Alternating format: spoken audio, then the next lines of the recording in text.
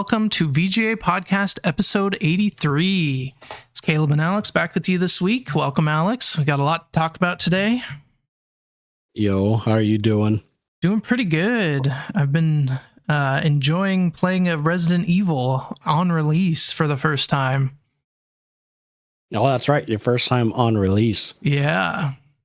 So I'm excited to talk about that. Yeah, we'll definitely talk about that today. That'll probably be the last thing, so we can just rant about it for a while. Talk about it for a while. But other than that, we got a lot of shows and a movie to talk about. So we're going to be talking about Scream 7 today, as well as the ending of season 1 of A Night of the Seven Kingdoms. And then we're going to talk about Monarch, Legacy of Monsters season 2 starting up. And then we'll go into our anime episodes. We have one episode of Jujutsu Kaisen season 3. That's episode 8. And then we have 2 episodes of Hell's Paradise, episode 6 and 7 of season 2. 6, 7. Oh, no. I'm ending the podcast. No, I'm just kidding. Cool. All right, I think we can just get into it. I'm curious on your thoughts on Scream 7, so let's talk about it. So I'm a sucker for the Scream movies. They're like my guilty pleasure. I don't know what it is about them, but I just have a soft. There's fun movies for me. Yeah, for sure. So I've seen all of them, but to be honest, like I don't remember a lot of it. They all kind of blend in for me. I looked up a recap of 6 and I still don't know if I've seen it or not. I thought I did, but I don't remember that well, so that's not great. But yeah. Exactly. 5 and 6 were good to me. I really liked Scream 4 actually. I don't know if you saw that one. I did. I've definitely seen the first 5. I think I've seen 6 maybe, but yeah, I liked Scream 4. Yeah. So this one, I thought it was pretty good. It wasn't great. Mm-hmm. I think it has its faults. I think the first 2 acts were good, and I think it kind of falls apart a little bit in the third act. Yeah. But I think the buildup was good. It was interesting. The characters were fine. I mean, it was a Scream movie. I liked how they brought obviously some original characters back. Yeah. I do think, for me personally, this is the weakest like motivations for the killer. Yeah. In the whole series, which is kind of a downer, to be honest. Like all the other ones seem. I mean, I'll say this. I guessed the killers instantly after, like they introduced the characters and stuff. Yeah, I knew. I mean, obviously not at the very beginning, but like to me, it wasn't a shock. I don't know if it was for you, but no, it wasn't. So I think it started off good. I think it kind of faltered at the end, but overall, still enjoyable. I wasn't bored. Like I said, I'm a sucker for these. I can watch these all day long, even if they repeat themselves. So I would have gave it a 7 out of 10, but if the ending would have stuck, but I would say a 6 out of 10 for a slasher film. It's still above average. Like the Screams still do it better than most slasher films, even though it's the 7th one. So I think it's above average, but not great. So I'd say 6. Okay, I was between a 5 or a 6. I went with a 5 because to me, like this definitely looked like a Scream movie and it looked good, but it didn't feel the same as some of the other Scream movies. It just, to me, didn't have that same heart or cleverness that some of the other ones had. But like you said, I wasn't bored. I just wasn't really that blown away. And I did feel like the ending kind of fell flat a little bit. The acting was decent for the most part. I liked Matthew Lillard in it. I thought he was great. But there was just something about it that, I mean, those first like 3 or the first 4 were just so good, so clever. They had like the rules and it like making fun of other slasher movies while also doing it better. It just didn't have that. So to me, I think it kind of just felt average, and maybe I'm comparing them too much to the other ones instead of like to other slashers. But I mean, like the action and the horror slasher parts were good. I just felt like the story. The kills were good. Yeah. the story just wasn't up to what the other movies I felt did. But I wasn't bored. It was still a fun, enjoyable time. I thought it was, 5 average. Yeah. Yeah. No, I can see that. Like I said, I could see a 5. I'm a sucker for these, so I probably gave it an extra points. I do agree with you though. I think,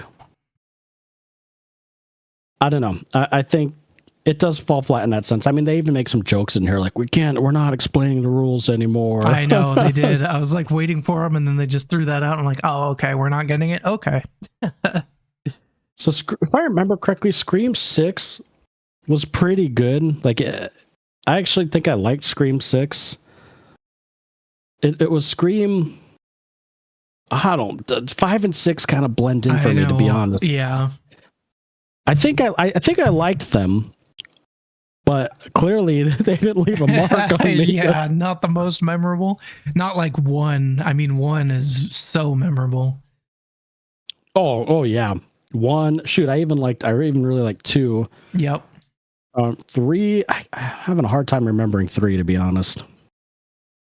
I remember 4 because 4 was the first one I saw in theaters. Okay, nice.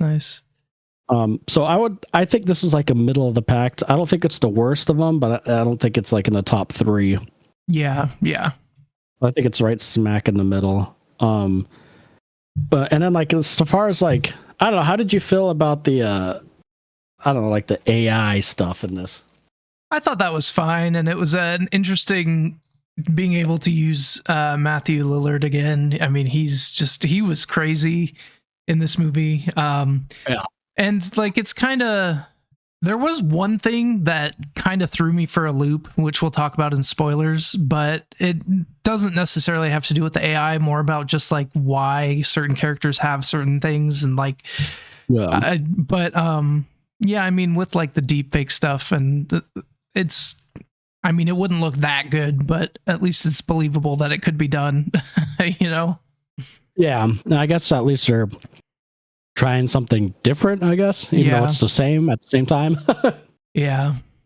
It did feel like that's what they went with, like, oh, that's going to be the big thing is it AI or isn't it? And it's just not the strongest of like mysteries to me, but I don't know. It was fine. Yeah, I agree. I agree. There's not the acting where you find with all the acting and yeah. I think there's like a family dynamic thing that makes sense, but I don't know if it was just like, it was brought up a lot. It felt like it was a little like repetitive, but yeah. and like her daughter did fine, but nothing special. Yeah. I thought Matthew Lillard was the best acting part of this movie. It's not even his real character. Yeah, that's like, yeah. And it was okay. And I thought what's her face? Oh god, I can't think of the name. The reporter chick. Oh yeah. Her 2 camera people I thought were pretty funny. Yeah. Yep. Gail, obviously Courtney Cox was good. Sydney, Neve Campbell was good. I mean, they were all good, I thought, too. They were basically their characters. It was, The guy from they were good. The Boys spinoff show. Yeah, true. That's all I can think of. Yeah. But yeah, honestly, if you're looking for a little date night, or even if you're just bored and you want to see a movie, you could do way worse than this. Oh yeah, for sure. So agreed. I would personally see it if you're in for a good slasher. Yeah, if you like the other release this in Halloween time. Yeah, seriously, yeah. And if you like the other ones, if you like the other ones, I don't think this one it won't make you mad or anything, or bored or it's just there. But yeah, we can't talk about much more until we get in spoilers. Yeah, let's do spoilers. So, spoiler alert for Scream 7. And I don't remember when exactly I watched these movies, but I'm pretty sure it was you who told me to watch them. So, and I think it was before the podcast. I think I did tell you to watch them. Yeah. And then I just watched like ago. all 4 or 5 that were out. Yeah. Because you watched Final Destination too, didn't you? Didn't I tell you that? And you watched all of them too? Yep. Yeah. So there's one scene in that I don't even think has anything to do with anything, but I thought, do you remember the scene when Sydney and her daughter were running out of the house, and then her jacket like comes off and rips onto something? Yeah, what was that? That looked like it was set up for something, but and they like stayed back with the jacket like it was like, oh, this is gonna come into play later on, and it did. Now that you say that, because when that happened, I'm like, wait, what's that setting up for? And then, I just forgot about it because they never come back to it. Yeah, I was like, what? Very weird. What was the point of that? Like, why did I don't get the point of that? Yeah, I thought like maybe the killer was going to be wearing it or something, and they notice it, or I don't know. Yeah, like find it in the killer's house. I wonder if that was a plot point and they did reshoots or something. And just scrapped it, but left that shot in there. Weird, yeah. It bothered me so much. I don't know why little things like that bother me, but they like specifically look at, they like zoom in on the jacket. I don't know. It was, but there was something like that for me was when she gets into the car with her boyfriend. The daughter gets into the car with boyfriend and then finds the laptop, and it's the boyfriend like AI deep faking Matthew Lillard, and he's like saying all the lines. It's like, why would he say the lines word for word? Why wouldn't he just like say anything else and just see if it say the lines? Yeah, that was. Yeah, and you can say anything. You're right. Yeah, so that was like a fake out that I didn't feel was earned. Like, I don't know. If he really was the killer, then that scene makes sense, but when he's not, that makes no sense. I thought they were going to do like a double back where we think he's innocent. I know. And then like 5 minutes later, they meet up again, and then she's just like not wary of him at all. I'm like, dude, I would still think he might be the killer. Like, just because he said, oh, I was just seeing if it would look real. Yeah, right. I wouldn't trust him. That scene was my pet peeve too, when they're in the street and she's looking around the corner and all of a sudden her boyfriend's right next to her. Yeah. Like you didn't hear him, and I mean, you kind of have to like shut your mind off for stuff like that in these kind of movies. Yeah. But, well, not your part, but my part. I agree with you with the AI. You didn't need to be saying the exact same words and like looking like you actually want to kill her. And that was like, he was getting into it too. Just be like, hey, I'm Stu, da da da. It's like, it looks like him. Okay, so someone could do this. Not like, oh, I'm gonna actually do the monologue of I'm gonna kill your family. Like, he had the videos that Sydney had, so it could have been any other lines that he used in the video that didn't have to revolve around killing her. Yeah, that was just silly. And so at the very beginning, not very beginning, but near the beginning, with the boys kid, or the spinoff show, I don't remember what it's called. Gen V. Gen V. With his mom, I swear to God, I knew instantly it was her. I knew when, like, after they set that up and she was being all nice and then she like disappeared, I was like, okay, it's gonna be her, because like she wasn't in it for a while, and I was like, she wasn't in it for a long time. Yeah, so to me it was obvious because like her son's obsessed, yada yada yada. She's playing don't be so obsessed. Don't mention anything to her. Oh, like it was just so. Yeah. And then at the very beginning, or towards the beginning, when Sydney was having like coffee with her and she's kind of venting to her, and I don't like. Oh, you just need. I don't know. Just the way she was talking and stuff. I'm like, it's gonna be her. Yeah. And then with the second killer, I knew instantly too. I'm like, this little bastard doesn't work there. Because they made him. I don't know if you noticed, but right when they met him, he did like, yeah, I could show you. I didn't notice that, but I had a feeling he was lying about the Matthew Lillard being there, so I was on him too. Yeah. So like it was so obvious, that those two. But even that wasn't my biggest critique on that. The biggest thing is like their motivations. Yeah. Like first of all, what was the killer's motivate? Not the girl, the psycho dude. What was his motivation? I couldn't even really tell it. Yeah, I don't know. I didn't really get a good motivation from him. He's crazy and obsessed, I guess, but it doesn't really say why.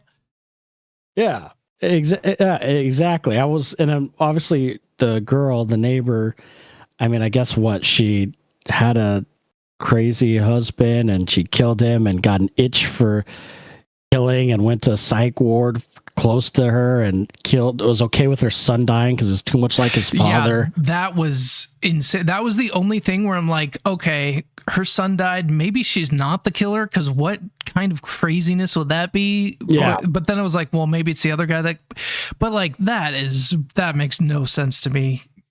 Being okay also, with your son dying, that was insane. Was she the one who actually killed him, or was it the guy? No idea. Yeah. But yeah, the last, just to kind of nitpick a little bit. Actually, this isn't even nitpicking. I do think the ending fight was pretty dumb too. Yeah. When they're like Sydney's in the garage and like, I know you got to shoot her in the head, yada yada yada. That's fine, but then after that, and Sydney's daughter comes in and the killer just jumps out, and then they just shoot her like 20 times. Yeah. Like a cartoon, like a video. It's like Resident Evil. It was like Resident Evil, yeah. Like she didn't even try to like sneak attack or anything. She just like hopped out. She was not a good killer, I guess. Because I don't mind though, like you have to shoot them in the head. To me, that's just like canon in this universe. Like they're not gonna die. Like and it's kind of like making fun of the campy movies, and that makes sense. Yeah. Yeah, so like that stuff didn't bother me. It was just a stupid little jump at the end that she tried. Like she was not intimidating at all. No. Like, and some of the kills were good. Like the one with the girl on the wire, and like some of those shots were really cool looking, and it was like brutal. Even like the ones in the bar, like there were some brutal deaths there. But yeah, at the end, it just didn't feel like they were that scary. Yeah, I would actually... The deaths were really good. Like, I thought the deaths were the best part of the film. One of the killer like reveals and fight were better. Yeah. Because they did have some cool shots, like you said, with the girls swinging at the beginning, or I don't know. They play around a lot with the white, ghost face. Yep. And backgrounds, and so like all of that, like the first 2/3 I thought were great. Yeah, they were good. Yeah, and then it just kind of fell apart. And I did think the score was good too. The music was good. Yep. Mm-hmm. And the sound design was still good. I mean, it was good, but the ending was disappointing. Now I'm curious if they're gonna like continue and make more. Because how full was your theater? Mine was packed, and I saw on. Yeah, mine was busy. I saw early Saturday morning, like at 9 a.m., and it was packed. I'm like, what are y'all doing? I saw it early too, and I mean these movies make money, so I'm sure they'll make another one. And I wonder if they'll, because if you remember, the last two movies had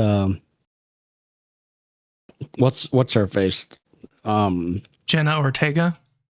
Yeah, and the other chick, I don't remember her name. Yeah, because so they were originally, I don't know if you read about it, but they were originally going to do another sequel with that cast. I did not. With her name was Melissa Barrera. Melissa.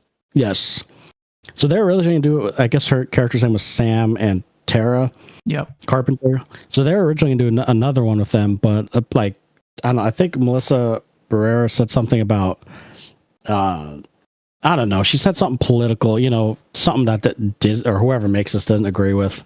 I see. And so they fired her, and then Jenna Ortega's like, well, if you're not bringing her back, then I'm not going to do it either. Yeah, and she's probably busy with, Wednesday and all that. And that, yeah, she was fine. She didn't need to do this. Yeah. And then they totally, if I read correctly, they had to totally rewrite it, like, because they already had the script written and everything. I see. That could be why it feels a little rushed at the end and not as good. Yeah, so I'm reading now. Scream 7 underwent a $500,000 plus script rewrite. Sheesh. From a planned conclusion of the Carpenter sister storyline. Wow. So yeah, the film was pretty much completely rewritten and changed since the other, because there's gonna be a conclusion to those other two films. Yeah. I'm curious what it would have been. Yeah. How did you feel about the whole mother-daughter thing and like not talking about her past and like their whole dynamic? I mean, I think it was fine. I think it's realistic. But I also don't know if like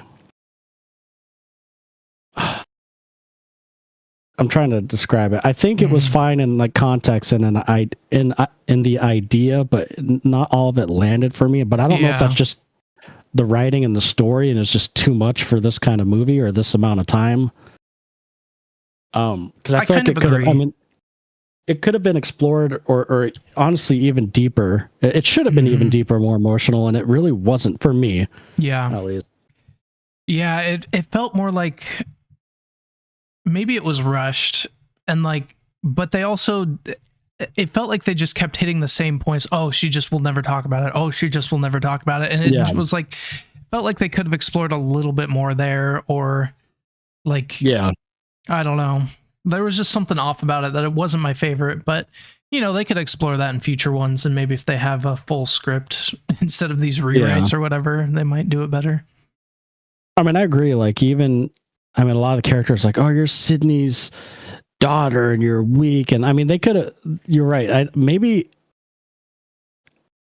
think, I don't know how to explain either, but I think you're right. I think it just felt rushed, or it just didn't feel deep. Maybe it was that kind of storyline would fit better in like a show format. I don't know. Yeah, maybe. I think one thing that bothered me now thinking about it is like, sure, she didn't talk about it, but there's no way the daughter wouldn't have looked up some of the stuff and known some of it. And like, they treated it like she didn't know anything and wasn't prepared for this at all. But it's like your mom's whole entire history is out there on these movies and documented on these crime podcasts and books. And like, I feel like she would have known a little bit more, but I guess they just wanted it to be like, oh, she's not prepared and it's, her fault. Like, I get what they were trying to do. I mean, like, I could totally see not being that unprepared, but I can see like a daughter, like being like, she's young. That's all everybody talks about. She's like in her mom's shadow, living up to her. Like, she needs to be a badass like her mom. Like that makes sense that the mom doesn't want to talk about it because it's trauma and she wants to move past it. And then like her mom feeling like Sydney feeling bad, like, oh, I should have prepared her. Like, so like I get why they would write that, because it makes sense on paper. Yeah. I think it's just the execution, maybe. Yeah. Also, I think the dad should have died. Yeah. Yeah. Not that, I mean, I don't know. What was so good about all the originals is like not everyone died, obviously, because you had Dewey and everything. Yeah. But it feels like a lot of characters in these last few ones, like they feel so safe to me. Yeah. Like obviously Sydney, I wasn't expecting to die, and Gail, but even Gail's two little camera people, the boy and girl, like I almost felt like they were totally safe. Like I was not worried they were gonna die. Yeah, it definitely didn't feel like that in the first few. Yep. And then even Scream 4, for example, like what the main girl was the killer, right? What was her? remember the actress's name. Spoiler alert for all the Screams, I guess. Yeah. Julia something Roberts. Julia Roberts. Yeah. I remember watching that in theater, and I maybe it's because I was younger, but I didn't expect that. Yeah, no, that one I don't think I caught on to. Yeah. And I thought her motivations are great, and she went from like innocent sweet girl to kind of a crazy girl, like realistic, like the actress. Like, see, like that ending was great. And then I compared to this, I'm like, what, some neighbor that's psycho and got addicted to killing, and some dude in a psych ward. Yep. And this is like the one you bring back Sydney in, and that's what you. That's what you go with. Yeah. I would have rather than brought back Matthew Lillard for real. Yeah. Like. Yeah. I agree. I don't know, for bringing back such like a legacy character. I don't know. The killers, the last, honestly, the last third of the movie, it really did. If it would have nailed the landing, I would have really enjoyed this one more than I did. I mean, I still enjoyed it, obviously, but it would have been. I mean, when I was watching it, I was like, "Oh, this is like a 7-ish." Yeah, and then the ending. Yeah, and I could see a 5. Like I said, I'm just a sucker for it. Sure. Yeah. But yeah, overall, still a fun movie. Just don't go in expecting like, get some popcorn, some candy. Yep. And have a good time. Yeah. But, that's pretty much all I got. Yep. Same. All right. Okay. Next up, we'll do A Night of the Seven Kingdoms. I forgot we didn't talk about that final episode too. Yeah. It was episode 6. Yeah. Yep. 6, the finale. Yes. Get this set up. Okay. All right, and I'll go ahead and start on this one. So yeah, the finale of A Night of the Seven Kingdoms. I think episode 6, it was a solid wind down episode and like wrap up.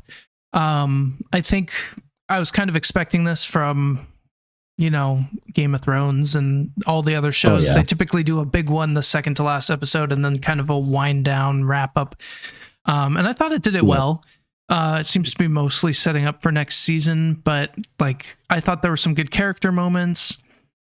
Showed the fallout from the previous episode and how those kind of wrapped up. And I thought we had some good scenes with like Egg and Dunk together, but also separate, and seeing how they interact with some of the other people. And so I thought it did it well. I gave it an 8 because I thought it was a solid episode, but it wasn't, like one of the crazy big ones. But it did get me excited for next season. And I think that's all it really needed to do. Yeah.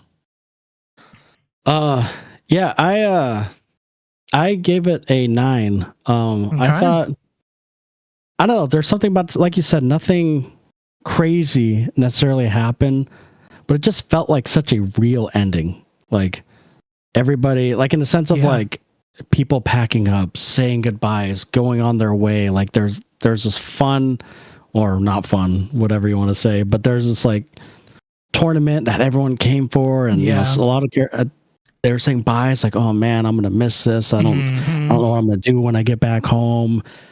And there's some small moments between Dunk and the characters saying goodbye, and then the ending I thought was really good. Kind of, it just felt like just feels like an adventure, man. I don't know. I just think it wrapped it up about as perfect and real as like this kind of show's finale could be. I like that. It did feel real. For the like after a big event, like it almost felt like sad, like, oh man, everyone's leaving. I had a good time. I met all these people. We had fun, and didn't have fun, and then I don't know, and then obviously at the end, and like then you start kind of looking for your next adventure, and it kind of ends that way, and it's like, okay, that was a fun adventure, but let's go find some more kind of thing. It just left me feeling like good. It was just such a real, like, I don't know, authentic ending. I really did enjoy it, even though nothing huge happened. Yeah, and I was between her an 8 or a 9, so you might be able to convince me of a 9 as we talk about spoilers. But yeah, it was good. It was good. This show as a whole, my lord, just It's been a surprise. It like kind of came out of nowhere. Like I knew they were working on stuff, but yeah, it kind of just came out of nowhere and was really solid. Those first few episodes, I mean, I like the first or second episode, I feel like no one really we're talking about it or heard about it. Yeah. I didn't even know it started, but then after episode 3, 4, 5, I mean, everyone, like, it got a little buzz to it. Mm-hmm. Yep. Yeah, and I think it nailed it. Like, I think if you watch this, if you binge it from start to finish, it feels like one complete story. Like, if they would have ended the series like this, excluding one little scene, I would have been fine. I'm like, oh yeah, that was a good one season show. Yeah, I like that. But I mean, obviously they're making more. But yeah, so 9 out of 10. That's all I have till spoilers. But yeah, it was really good. Yeah, let's get into spoilers. So, spoiler alert for A Night of the Seven Kingdoms, episode 6. The finale. If you haven't seen it, go watch it. Good show. Great show. And Caleb, it's A Night of the 9 Kingdoms.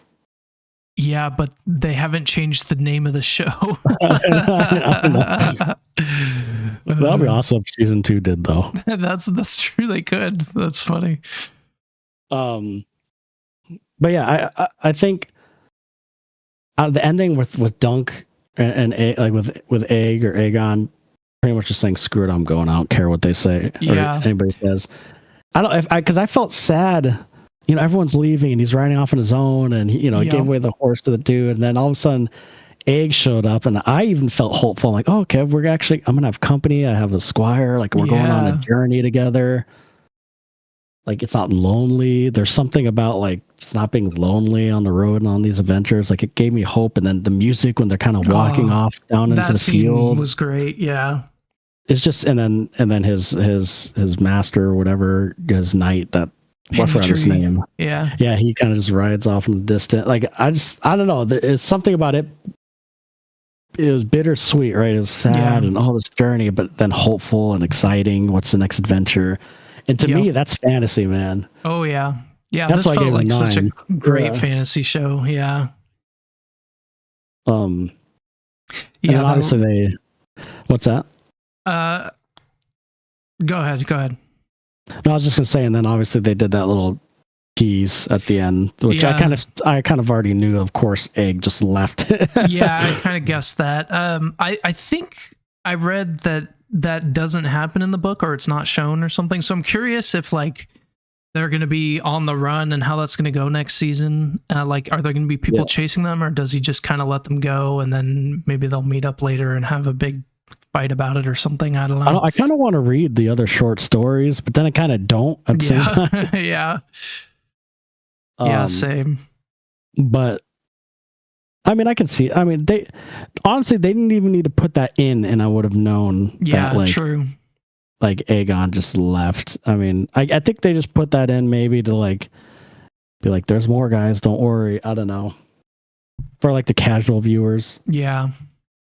And I thought so. The two scenes that that like stick out in my mind in this episode. The first one was when Egg goes into the bedroom with the knife and is like thinking about killing his brother. Oh, yep. And then his dad sees him, and like that was pretty intense. I wasn't sure if he was going to do it or not. And then like when his dad was there, and then I think he goes over and gives him a hug or something, or that was pretty intense and made me feel real bad for Egg. Mm-hmm. But then also the for the Dunk storyline, I liked the scene he had with Lionel where he invited him to Storm's End, and I was kind of like rooting for that, like, oh yeah, I want to see more of those two together. I know, same. That would be interesting, but I like where it ended up. I agree. That was a good moment, like the knife scene, like you said, because I almost thought for a second it would happen. Yeah. But then, it didn't. And then obviously after that, I think it got interrupted because Dunk wanted to talk to him. So it was kind of Dunk that, well, his father was in there too, of course, but yeah. Yeah, man. I mean, it was a shorter episode. I think it was only 30 minutes or something like that. Yep. It's weird because normally I want episodes to be longer, but I don't know. I was fine with the short episodes for this series. Were you? And even the shorter amount of episodes was fine too. They did the pacing really well, I feel like. And maybe it being like smaller in scope where they don't have to jump to like a bunch of different cities and countries and stuff helped. But yeah, it worked for this show. I definitely could see. We're usually complaining about it. I know. We're usually I was like, about 6 episodes and short episodes. If this was a Disney show, I'd be like, man, this was too short. They need more. But like, they did it well. They did it like this. If any like Disney shows want to take inspiration to do short episodes and seasons, this show is what they should look at. Like, Agreed. oh, look, see, it is possible. Definitely. That's right. I think it's because it was small scale. It wasn't. They weren't trying to do all this complicated stuff. They're like very character focused. You know, Dunk and Egg and short and sweet. But I liked it. Like when I turned it on and I saw it was like 35 minutes or something. I'm like, oh, that's okay. And I was watching it and it felt perfectly fine. I didn't feel like it was rushed. I don't feel like it was like dragged or nothing. It was perfect. Yeah. Yeah. Agreed. What would you give the series season 1 as a whole? It was good. I mean, I can't really think of much. I'm leaning towards like a 9. It was like there were some 10 out of 10s. The rest of it was really solid. I can't really think of like any complaints I have. So maybe, I think I'm saying. Yeah, season 2 could get a 10. So I'll leave some room for that and give it a 9. It was good. Yeah, I mean, you could even, if someone told me they would give it like perfect, I would be like, yeah, I can see that. Yeah, I could see that too. Yep. But yeah, I would think as a whole, I agree. I think I would give it maybe a 9 as well. Yeah. Yeah, very solid. Cool. I think that's all I had. It was a shorter episode, so. Yep. I hope we don't have to wait too long for the next season. I don't think so. I think they said it's going to be next year, if I remember correctly. Sweet. Or I don't think it's going to be long from what I read. That they're already, let's see, season 2 of A Night. It is going to be 2027. Mm-hmm. Okay. Yep. Not so bad. one year. Yep. So it's already under production. So they kind of went back at it quick. Just right into it. That's good. I like that. I do too, because I feel like a lot of shows lose momentum for me. Yeah. Like look at Stranger Things. Like even that took 3-4 years or whatever. Way too long. So most things are 2 years now. So the fact this is just next year, like, love that's that. refreshing. Yep. All right, what we got now? All right, let's talk about Monarch, Legacy of Monsters, Season 2, Episode 1. And you can go ahead and start and give your thoughts before we get into spoilers. Achua. Monarch, Episode 1, Season 2. You didn't even realize it was back, huh? No, I saw nothing about that. You texted me like, what? I've not seen anything about this. I had saw a trailer earlier in the year. Weird. But I forgot about it until this week. It was out. Yeah. So yeah, Episode 1 I enjoyed. I would give it a 7 out of 10. I think it was a good return. There was a lot more kaiju, a lot more monsters. To start, I think the premise is interesting. I kind of like the idea of where it's going. I do think I still have issue with the acting in this show, man. Yeah, I'm the same.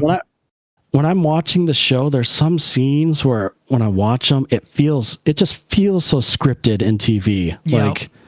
Like a CW show. Yes. Like classic CW. Yeah. Exactly. And it's noticeable to where it is some scenes are distracting for me. Like I think I really do think some of the acting is that bad at some points. Yeah, and it's well, I'll talk about it. Yeah. So like, yeah, there's the acting. The acting's bad. The characters, But that being said, it looks good. The kaiju scenes are good, and like I said, I do like the concept of where they're going, and with Kong and everything. So it's setting up some interesting stuff that they could do, and I'm curious where it goes, and I'm cautiously optimistic, and I'm kind of learning just to. I mean, I guess this is with kind of all of these MonsterVerse movies is just don't worry about the characters. Yeah, exactly. Don't worry about the acting or characters. As long as it can get you to point A to point B with the semi-interesting story, then it's fine. So yeah, I gave it a 7 out of 10 because of the premise and the kaiju monsters, and it looked good and sounded good. Yeah. I'm pretty much in the same boat. I gave it a 7, but in my notes I said I'm worried about the character writing, and I don't think it's the acting. After seeing Anna Sawai in Shogun, she was so good. Like she must not be given anything, because the acting, the difference is just insane. It has to be the way they write these characters. Like I don't know.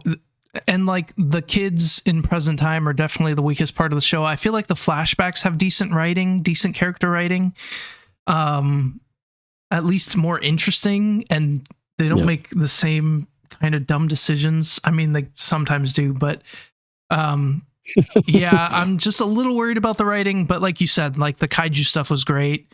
It looked great. So if they can just get to from point A to point B and keep me interested at least a little bit, then it's fine, but definitely could be better. Yeah, I agree. And yeah, some of the acting, like Kentaro and Mei, I don't think their acting is very good, but like they could be good actors, and just like Kate, like they're just given nothing. I don't know. Yeah, well, there's even some scenes with Wyatt Russell where I thought the acting was bad, and I think he's a good actor. Young Lee Shaw. Yep. In the flashbacks, and I know he's a good actor, but there's even so. You're right. I think it's just the writing. I don't know. Yeah, I don't get it. But it was like there literally was scenes where I kind of got taken out of it, because like it just felt like they're on a stage, like acting on a like on a play or something. Yeah. But yeah, all that being said, like I do think the story could be interesting. Like I like the concept of well, I guess I'll wait till spoilers. Yeah, basically the setup for the season is interesting, and what the big thing is. Yeah, I agree. And some of the scenes look really cool and cinematic, and yeah, I mean, I'm curious. I hope. I mean, I think honestly, I think they're going to satisfy our needs of kaiju battles and stuff, because they didn't hate or love season 1. When the kaijus and Godzilla and all them fought, it was freaking good. Yeah, agreed. Maybe we're just spoiled by Godzilla -1 with the characters and that. Like that was like an actual good story of characters within a kaiju movie, instead of just being a delivery mechanism for kaijus. Yeah, did we see Godzilla -1 after this season, or was it before season 1 of this show? I don't remember. I can't remember either. Like, I think the season 1 came out first, no? And then we saw Godzilla -1. Yeah, Godzilla -1 was December 1st, 2023. 2023? Oh, jeez. And Monarch Legacy of Monsters was November 2023. So it started before -1, but finished after, I think. Were we doing the podcast when the first season came out? Yeah, we were. Yep. God, 2020. It's 2026. I know. We've been doing this a while. Holy crap. When you said 2023, I'm like, are you sure? Yep. I think Poop was wrong. Wow. That's crazy. Yeah, I know. Anyways, let's get into spoilers. Yes, let's do spoilers. So, spoiler alert for Monarch: Legacy of Monsters, season. Let me change that. Season 2, episode 1.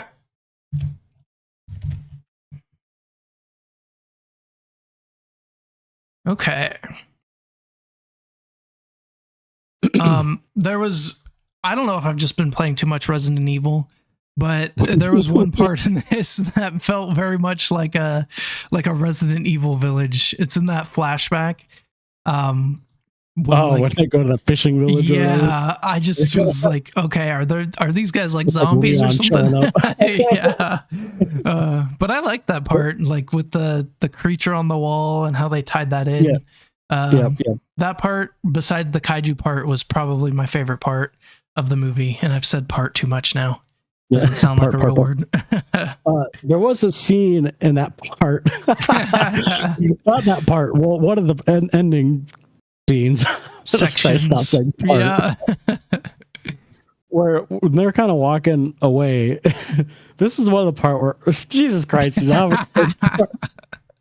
is one of the scenes that I thought was like bad acting. They're leaving or something, and young Shaw was like, "Oh, unless I get stabbed," and someone hops out and he screams, "Ah!" I'm like, this sounds like a freaking like that. Just was so bad. Yeah, like a play. Like the way it happened, it felt like, okay, here's your cue. Go out there.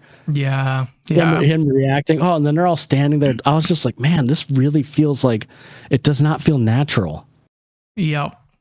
And that was just one scene where it's like that. But yeah, and then there's a lot more. Like there was a scene between like Kate and Kentaro where he's like trying to get her not to go, and then she's basically just like, "No, I'm going." He's like, "Okay, I'm gonna come with you." It's like these character motivations are just so all over the place.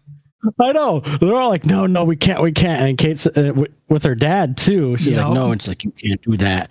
It's like, well, they're all like, no, okay, you're gonna die. You're gonna die. I'm gonna do it. Okay, let's all go. Yeah, literally. I know they're trying to do one of those like, well, if she insists, then we have to go. Yeah, I feel at the end of the episode, I feel like, I don't know if they did this on purpose, but after the monster that's been released, and we can talk about that in a little bit, Kong's like chasing him, and then it gets away, and then Kong like looks at the helicopter, and it was like, it kind of felt like a stand-in for the audience. Like, really, you just did that? Oh yeah. Oh, I definitely got that. He looked at them like, you dumbasses. Yeah. Like literally. Actually, this whole episode, Kong's always kind of like this, where he's different than Godzilla. Godzilla's just a freaking menace, and Kong's like smart, like knows what's going on. Sometimes even more than the characters do.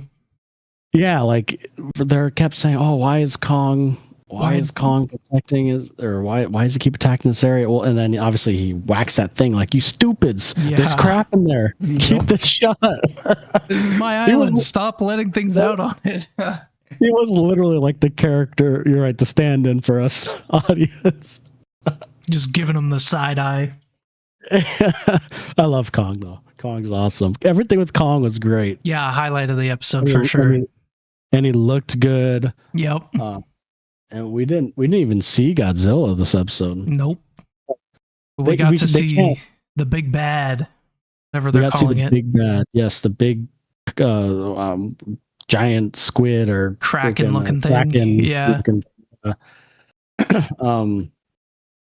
So I thought that was, I'm interested because I don't know, sea monster, that's kind of a cool. Yeah, very interesting. And it could go on land too, obviously, like we saw. Yeah, it definitely feels like more of a Godzilla kind of fight. Like it would have to go on land, I feel like, for Kong to have a chance, but Godzilla could fight in the water and be fine. So it'll be interesting to see. I'm curious where it goes, because it seems like they're playing a lot with like water this season, you know, sea monsters and stuff. But then you have like Kong, which, like you said, is a land animal or monster. So I don't know if they're like, obviously him and Kong are gonna fight together. You know, they'll do what they do in the movies, right? They'll fight each other, then they'll fight together. Yep. So I'm curious when they do like fight together to take down the big bad, is it just that maybe Godzilla? Yeah, I don't know. Or maybe Godzilla will have to wrestle him out of the water so Kong can help or something. Yeah, I'll be curious because I'm sure there'll be more different kaiju too. Yeah. But yeah, I mean, they can't show Godzilla yet. They got to save some anticipation, right? Yeah, I was happy with just seeing Kong, like it being on Skull Island. That was good. Skull Island's always cool to see, and I always do helicopters as well. I mean, I know you use helicopters to get to the island, but I like gotta have that. Yep, I love that, like the scenes with the helicopters. You know, just with the storm in the background and the scale of Kong and the other monsters. Yep, that's what this show. Because I mean, we've talked about it. The last few Godzilla movies, or Godzilla versus Kongs, or whatever the heck they're called, we enjoyed them, but I don't feel the weight of those movies anymore. And I went down the YouTube rabbit hole, and I saw like a 25-minute video of why those movies feel like weightless and stuff. And it's so true. Like the way they film it, they don't, like in the first Godzilla movie, with Bryan Cranston. Yep, great movie. all the filming of like the monsters was like from the human perspective, so the camera was always on the ground, and it felt you could feel the weight, and they were slower. So like when Godzilla's swinging his tail, or the other monsters are swinging their arm, it almost felt like in slow motion. Yep. And then they definitely went away from that. Yeah, the newer movies, they don't film from the ground anymore. I mean, there's a couple shots, and their environment is just. It's like, whereas before, like the environment would react to their movements and stuff, and now the environment like doesn't react. Like I saw a video of like Godzilla was, or oh no, it was Kong or something. One of the freaking kaiju, like they would hop on a building and they're standing on top of a building, like it's this big Godzilla-sized monster. Whereas in the first one, I mean, Godzilla's tail would touch a freaking building, and that building would be smacked down. Yeah, it feels much more like it's a playground of like toy blocks that they can just knock over whenever, instead of like an actual city. Yeah, exactly. And one thing I think this show does good. Well, obviously we haven't got too much like city stuff, but I think they do a good job with like the scale of the monster and grounding it in the view from the people. Yeah, because I really do think the camera work in these kind of things is so important. For sure. And season 1 did it good, and I think season 2 will do it good too. Even the fight with Godzilla and the finale of last season, I thought was awesome. Yeah, if you remember. Yeah, it was good. But the acting not good. The writing, but the simple story part of it could be interesting, and I'm excited and curious to see where that part goes. And hopefully the character stuff, to be honest, I don't have faith in character writing, because they could do interesting stuff, right? Like the brother has been with the dad for 2 years. Yeah. While they were in the upside down, whatever you call it. Yeah. So they didn't really play. They kind of played it this episode where she mentioned it. Yeah, it just got mentioned. That's it. But like they could play with that time stuff a lot.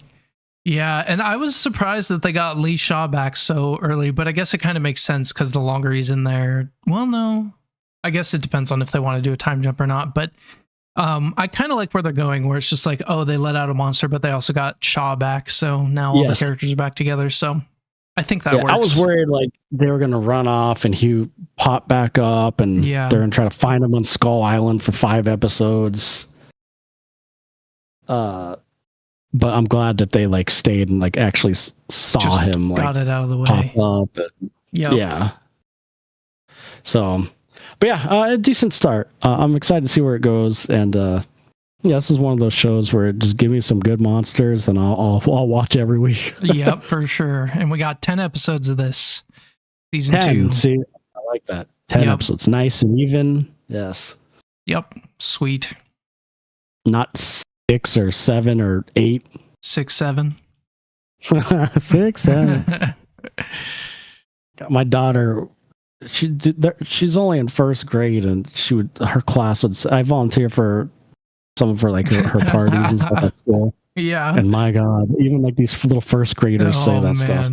They don't say as much anymore though, so I think it might have been like past its peak now. Okay. That's one good thing about the internet is stuff like that goes away pretty quick. Yeah. Man, I heard it a lot from these freaking kids. We're doomed. Anyways, Monarch. Go watch it. Yes.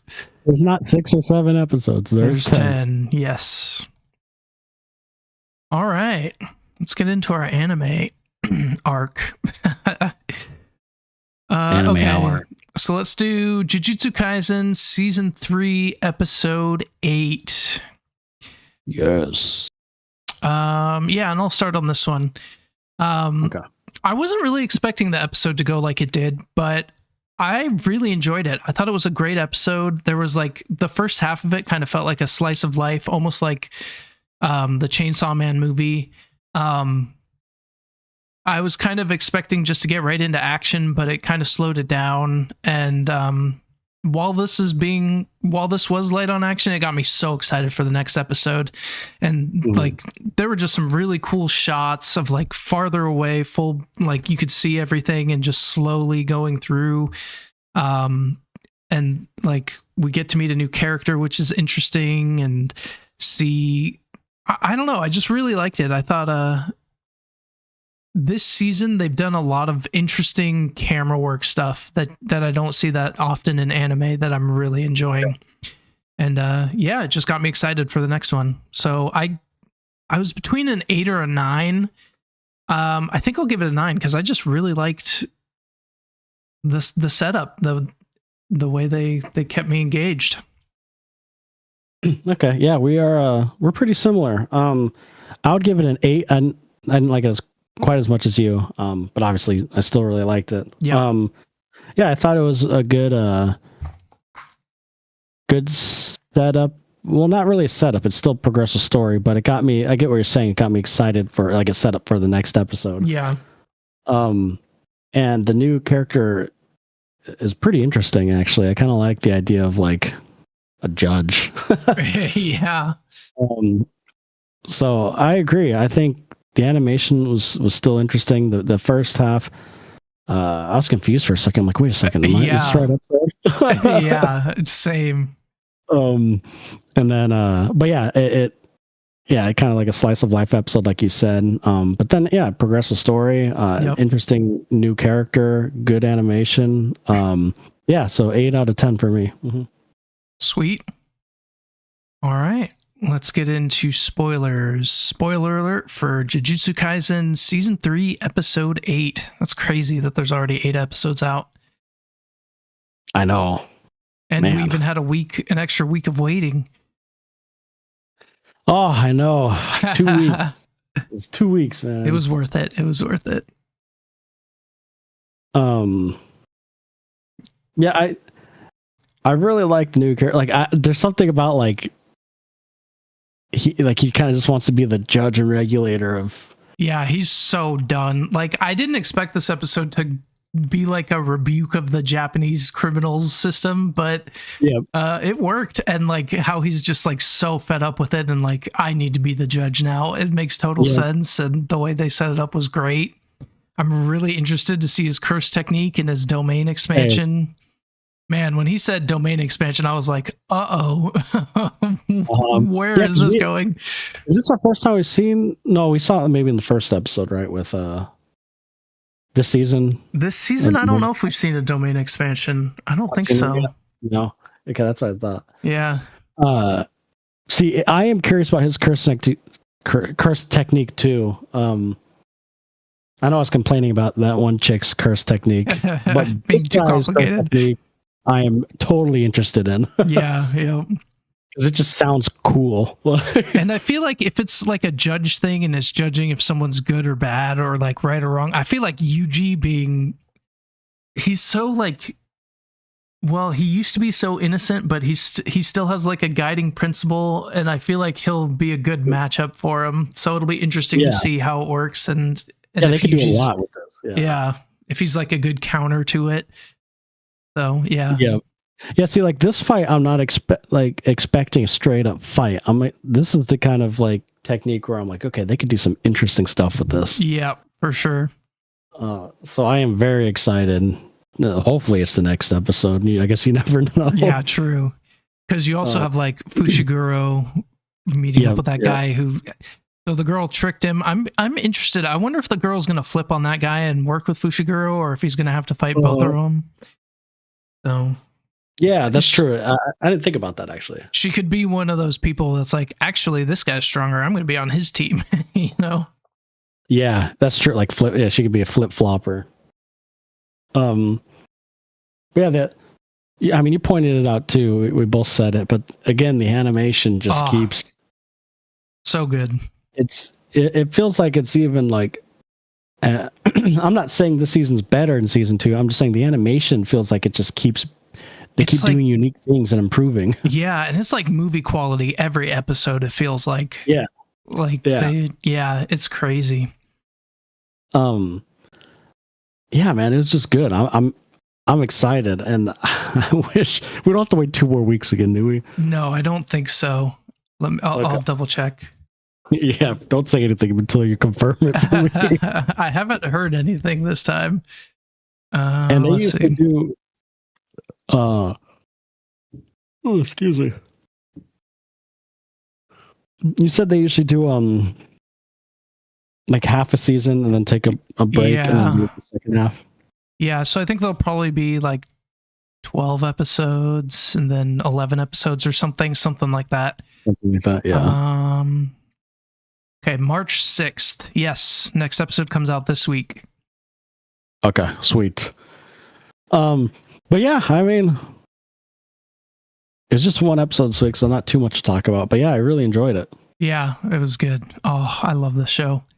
Yeah, the first part consists of 12 episodes. 12 episodes, okay. Yes. How long are the breaks normally? Well, you said like a month or so? Let me see. I think so. Let me see. So there were 12.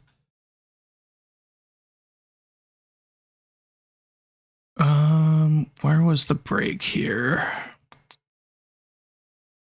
I don't know if season 2 had a break actually. So I don't know. Let me see if it says when part 2 starts. Yeah, it doesn't say yet, so they might not have released when it actually. Oh, okay.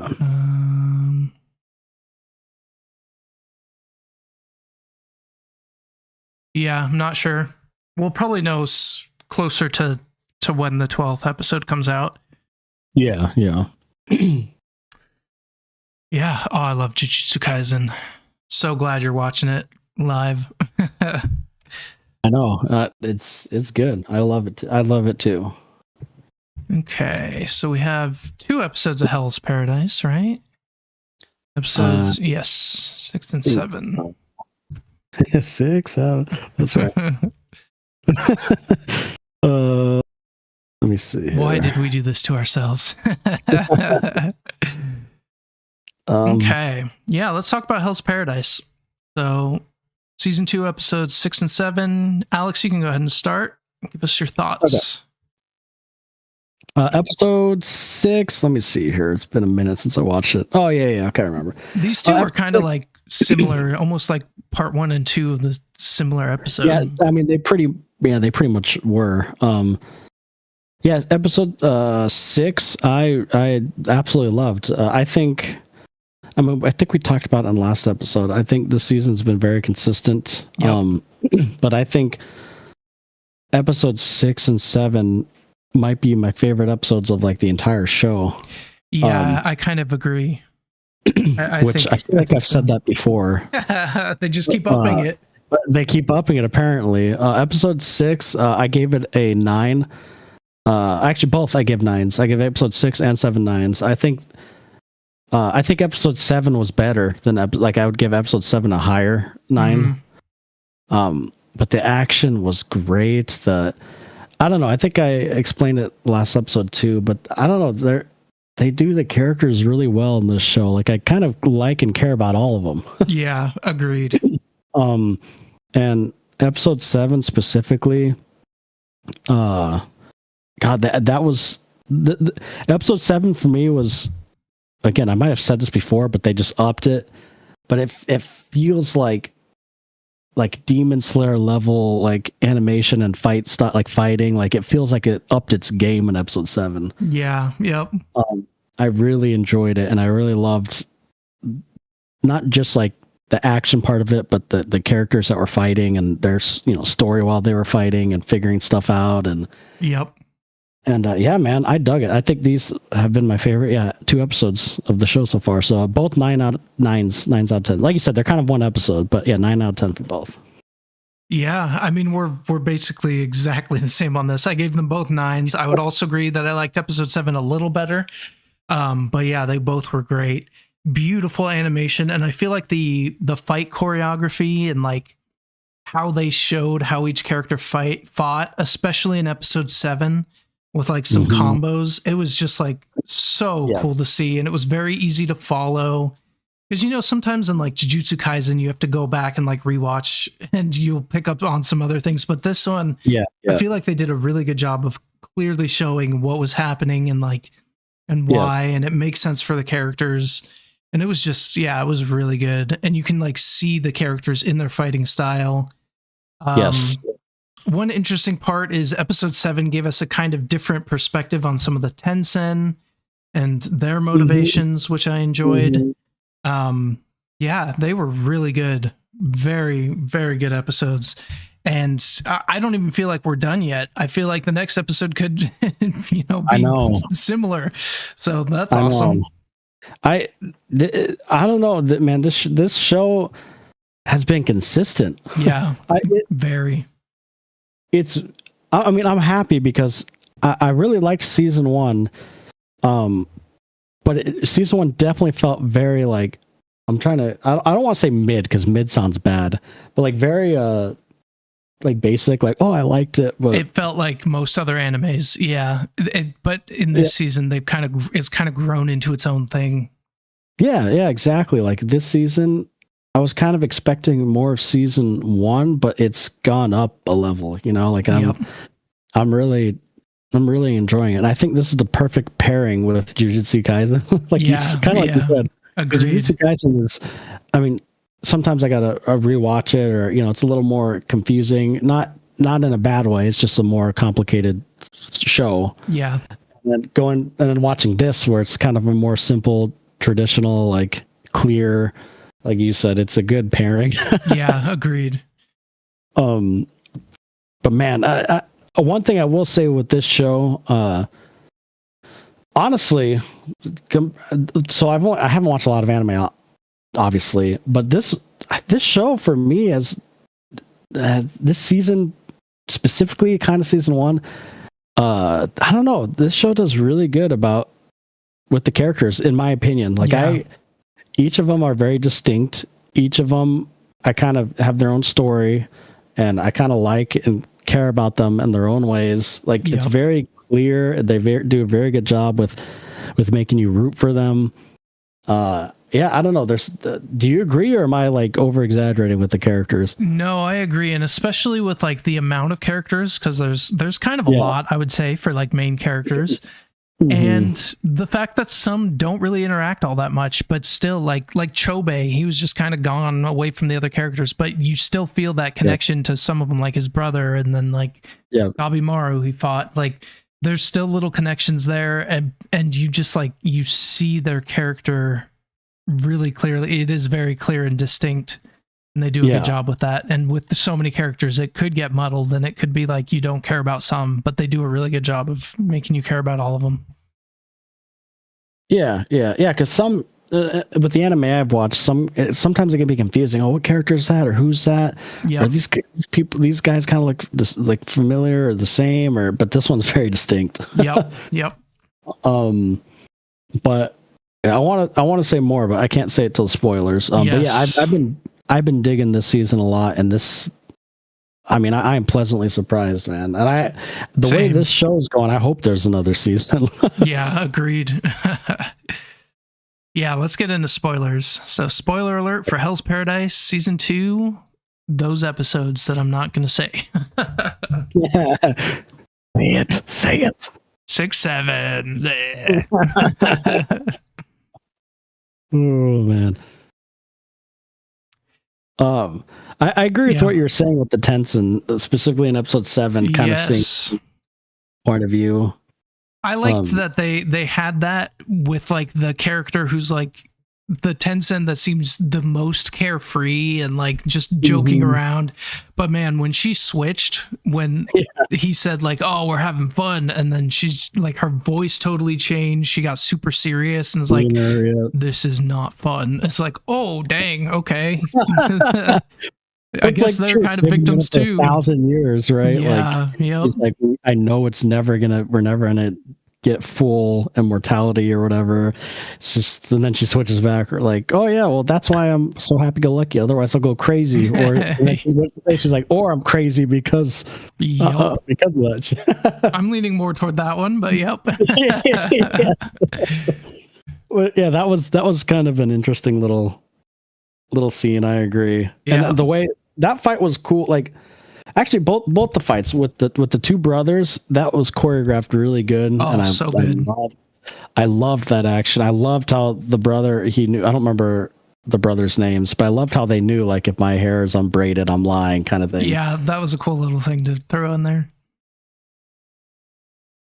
And yeah, just the way they showed them fight was so good. Even before, like at one point the Tensen's like thinking they fight as one, but I was literally thinking that like they're so in sync. It's like one person but two bodies. It was really cool to see.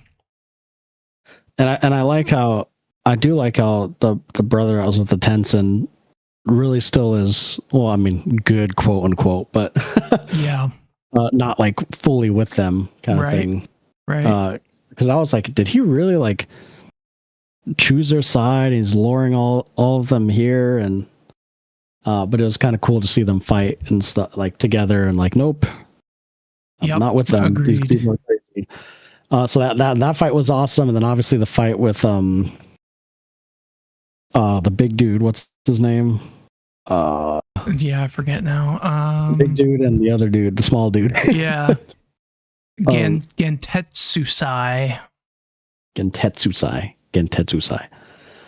Their fight was cool because even they kind of had flashbacks that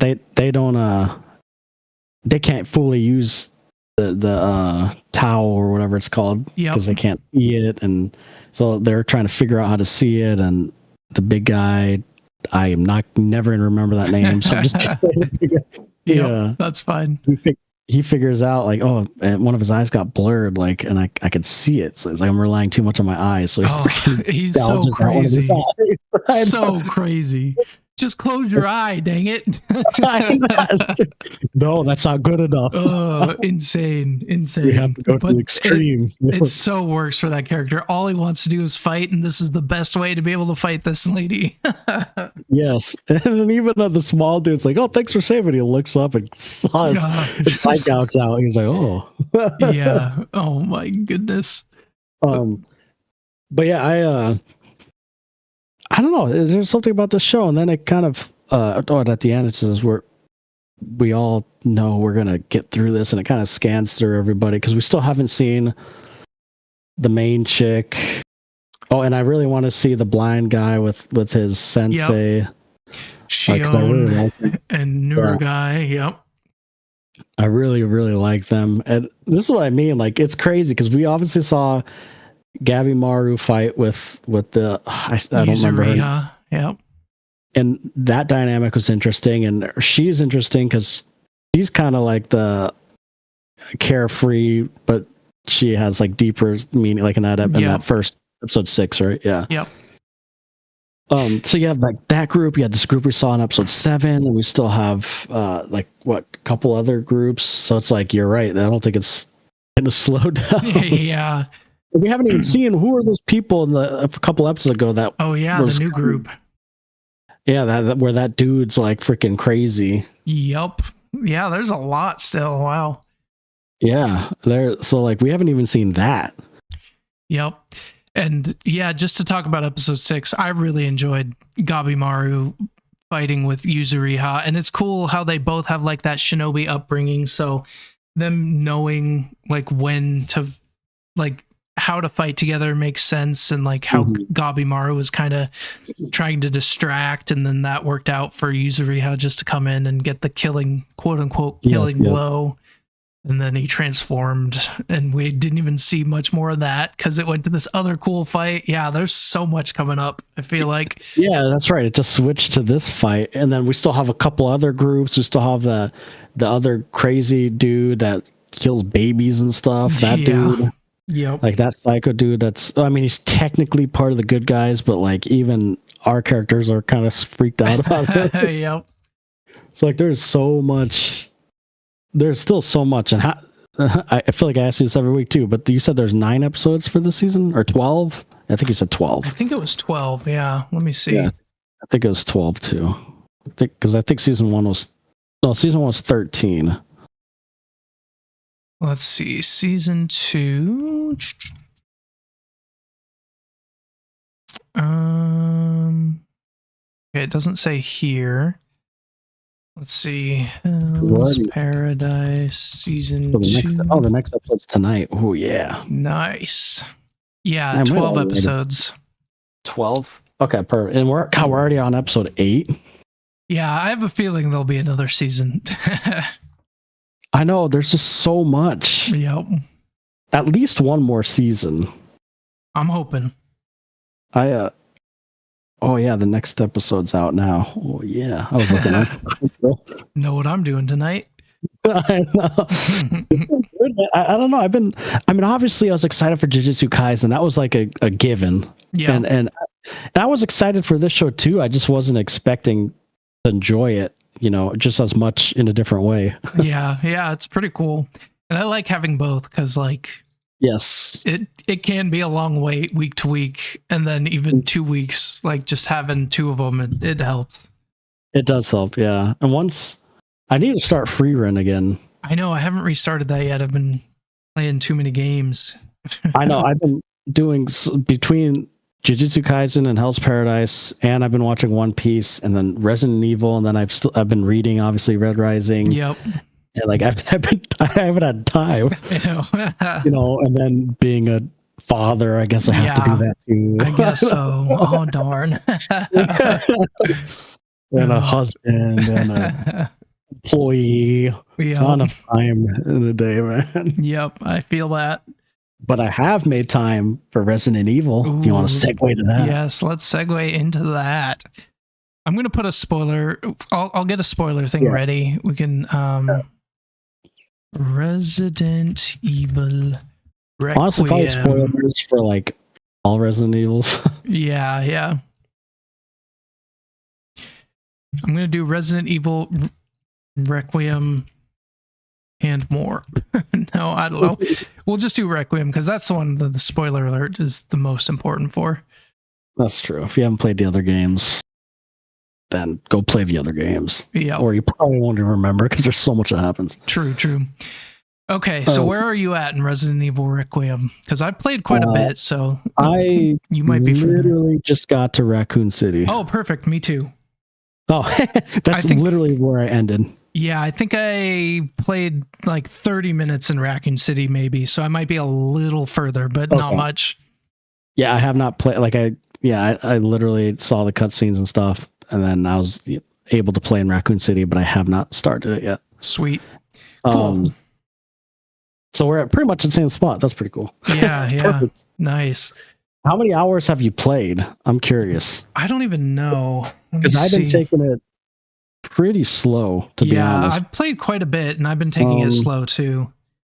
Let's see. It says I have 7 hours already. Same. No, really. Stay. Yeah. So we're literally, how many achievements do you have?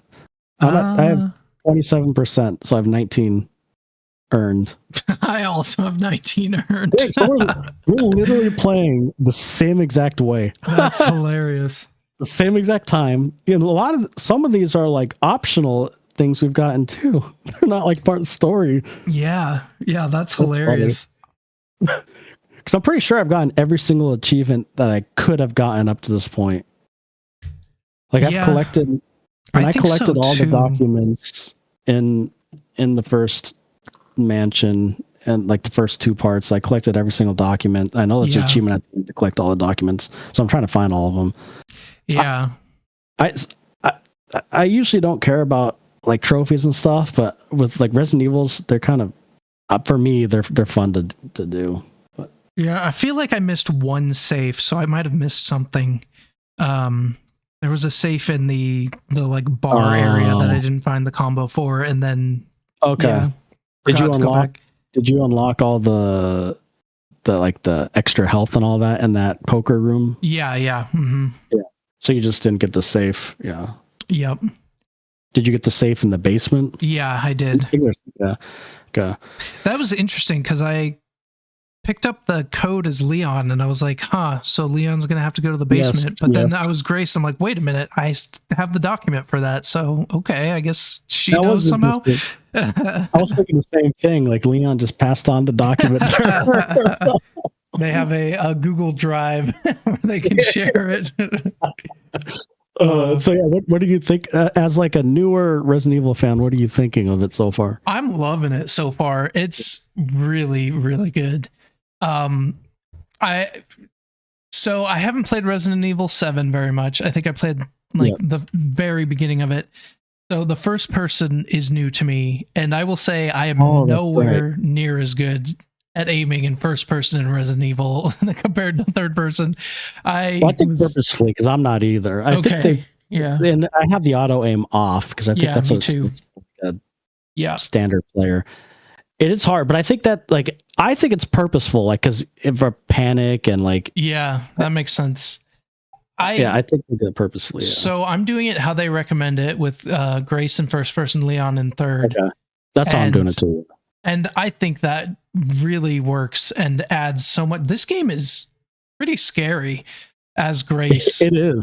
It is. The sound design is amazing. Are you wearing headphones or no? I have sometimes, yeah. Not always, but yeah, with headphones on, it's crazy. Like it feels like there's zombies all over. But yeah, and it works for her character too. Like even in the cutscene, she seems like really freaked out, and like being in that first person, really helps amplify that the scariness of it. Yeah, and the puzzles have been interesting and fun, and all the monsters are cool and unique, and the only thing I'm worried about is the story. Where it's going to go, because I guess let me just get the spoilers up and we can talk about it. Like the choice for Grace to go with Gideon, I'm still like iffy on that. I'm like, why would she do that? I mean, it kind of makes sense because Emily died or whatever. But still, like, I don't, but we'll see. If I didn't test it out, but if you didn't shoot at Emily, would she have not gone? I don't know, because I shot her once or twice and then it kept going and she wasn't hitting me, so I just waited, and then after a while it jumped to a cutscene of him shooting her. So I don't think it makes a difference, but I don't know. I was curious because I was just like, nope, she did. To be fair, that's probably what Leon would do. Yeah. But I was curious. I'm like, well, should I not have done that? Because I know there's 2 different endings. From what I was reading, there's 2 different endings. Okay. Probably like a good ending and a bad ending from people. But I don't know at all how you branch out. I mean, we just got to Raccoon City, so I mean, I think there's probably still a good 5 or so hours of the game. Yeah, I would guess so. I think people's average playtime, I think, was like 10 to 12 hours or something. And I'm also playing super slow, so... Yeah, I'm expecting it to take like more than that, probably like 15 to 16 hours with how I've been trying to get everything, but which is good length for a Resident Evil. I think I'm looking at the game progress. The PlayStation app tells you, and I'm at 52% of the game progress. Okay. So yeah, it'll probably take about 14 hours for me then. At the rate I'm playing. Yeah. Because I'm like, I'm soaking everything in. I'm trying to find everything.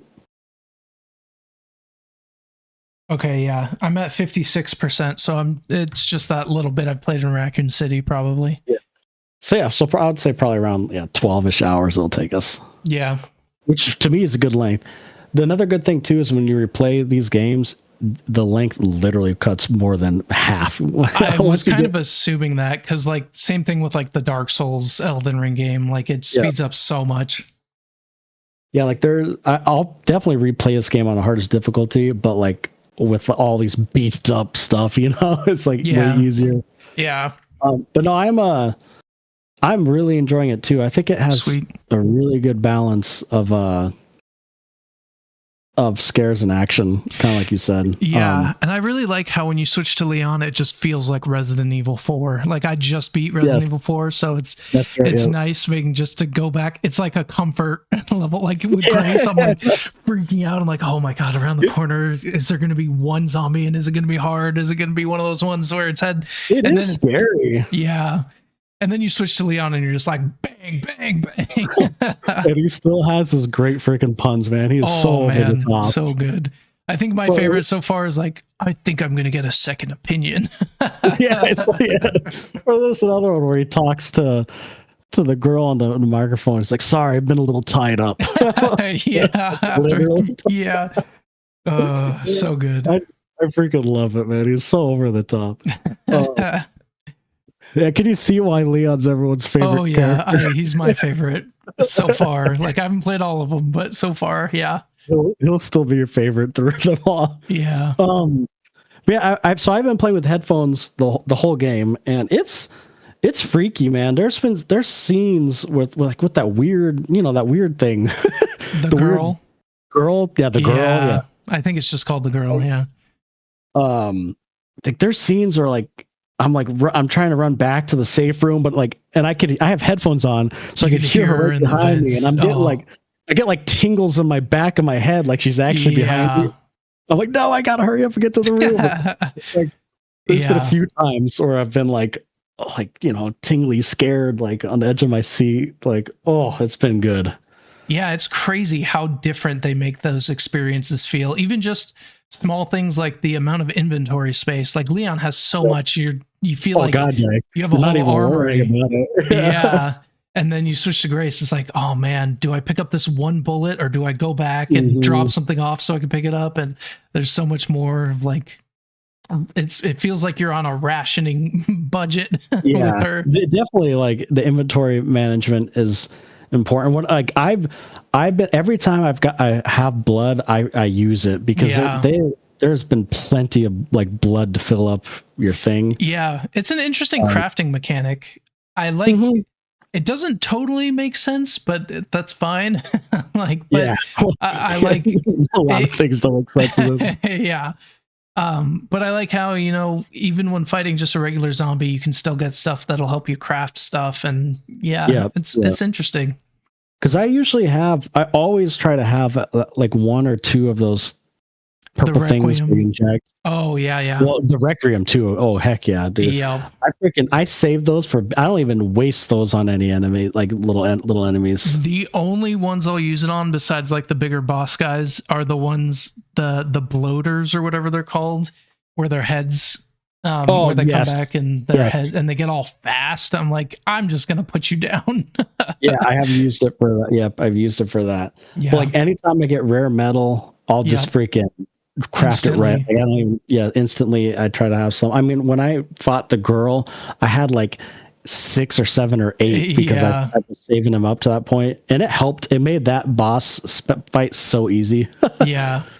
Yeah, because I've used it on the bloater things. I've used it on the big chunk thing. Yeah, chunk. I know you did because we have the same achievements. Yeah, so I killed that with Grace. Use that. Yeah. So apparently, you can leave that there, and then when you're back with Leon, it's still there. Yeah, that makes sense. When I got that achievement, I was like, "Oh, maybe you're not supposed to." Okay, interesting. Well, it's just pissing me off because I had to keep going back there. I'm like, you know what? I got 3 Requiem bullets, so I'm like, screw it. And I shot it once. I'm like, oh, should I waste more? And I shot it a couple more times because it was reacting. And I'm like, fine, I'm committed now. And I saved it right. So, yeah. And it worked.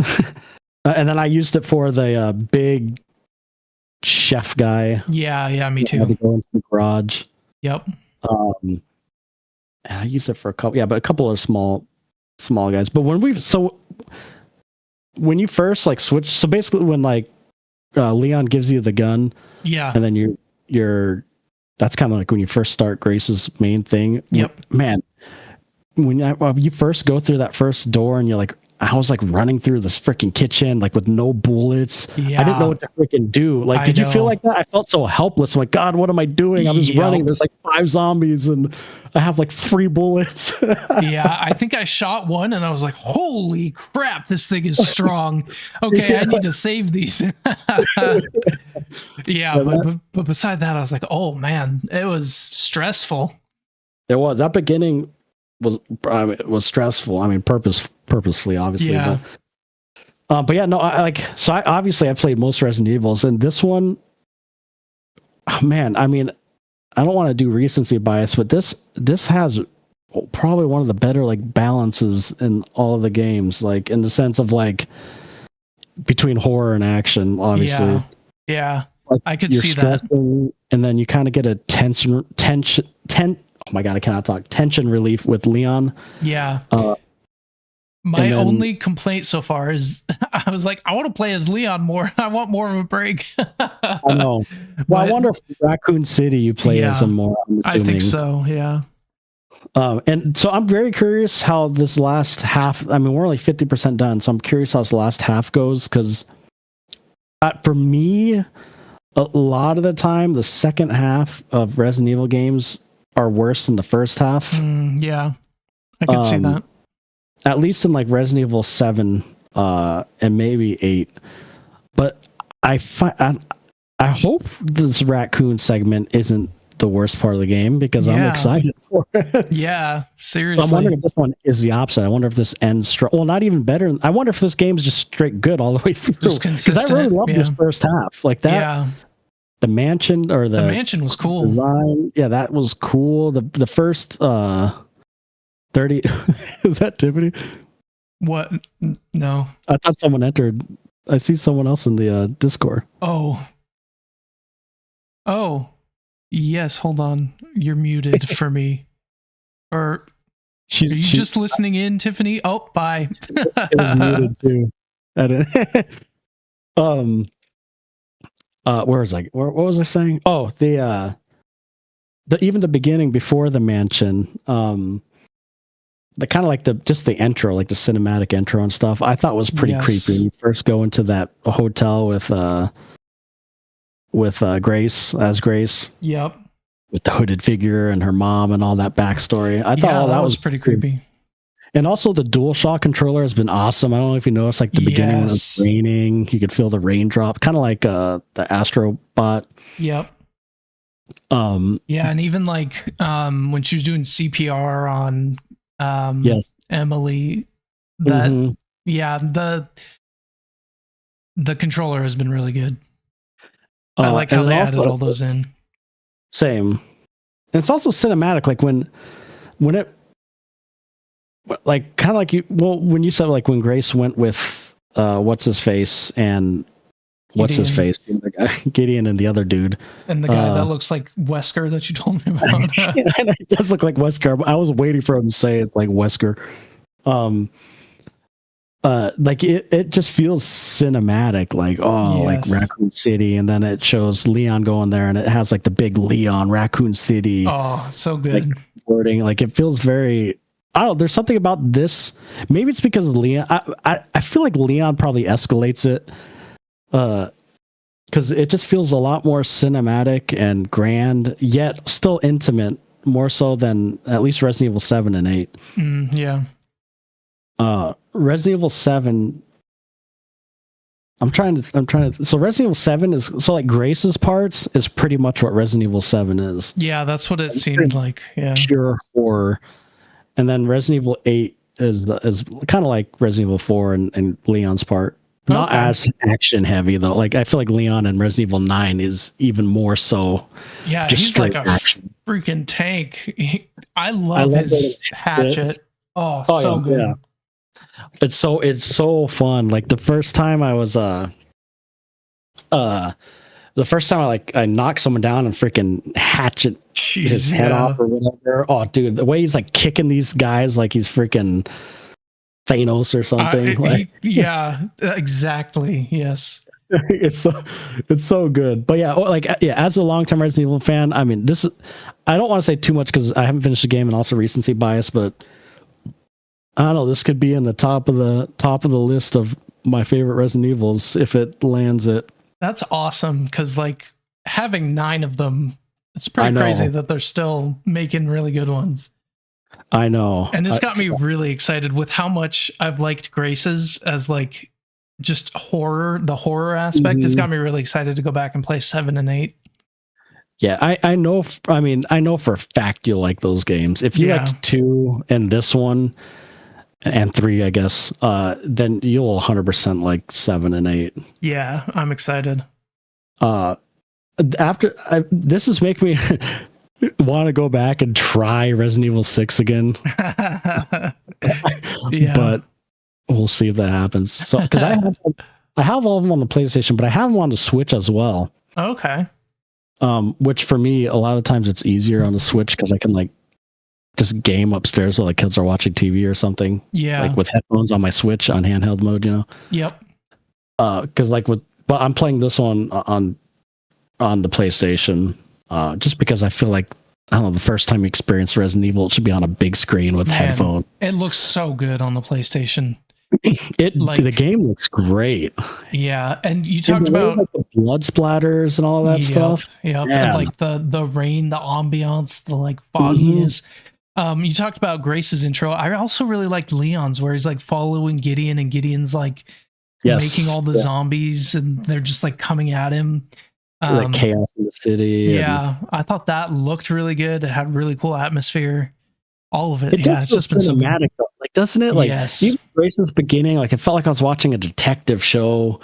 You know, her going walking through the streets and then go to that mansion, and then kind of getting a little bit of backstory with her mom and her, and then, like you said, Leon's scene where he's driving in there and Gideon's just walking out there. You're right, and like that felt very like, I don't know, Marvel or something. Like the villain. It did that. Yeah, carrying the girl and like changing these people like on the fly. Yep.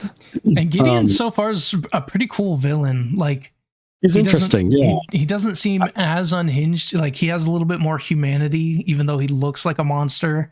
And I it's wonder, interesting. There has to be more. There has to be more to this because it almost looks like he's infected with the T virus too, and he's like figured out a way to, or he's infected with he's something. Yeah, an experimenter. Because and obviously Grace is the key to, I'm assuming, the cure to the T virus. Maybe is what I'm assuming. It's all that Elpis thing, which is, I'm assuming Elpis is like the cure. Yeah. Yeah, and then who's that guy that's with Gideon? Yeah, and obviously this is connected back to Raccoon City and Umbrella Corporation. So like, there's something. I feel like there's gonna be a few more twists and turns because I don't think it's just Gideon experimenting. Yep. So I'm curious, like, which is crazy because the first half of the game feels like it could have been a whole game. Yeah, I agree. Like, if it was basically the same length as Resident Evil 3 remake. Pretty much. Actually, in Resident Evil 7 takes about 7 hours to take. So like, I feel like if this were Resident Evil 7, like that would have been the game, like the length, like where it ended at Raccoon City. Yeah. But to be honest, that's with just straight horror. I think that's a good length. Yeah, I could see that. I think having Leon's with like the breaks.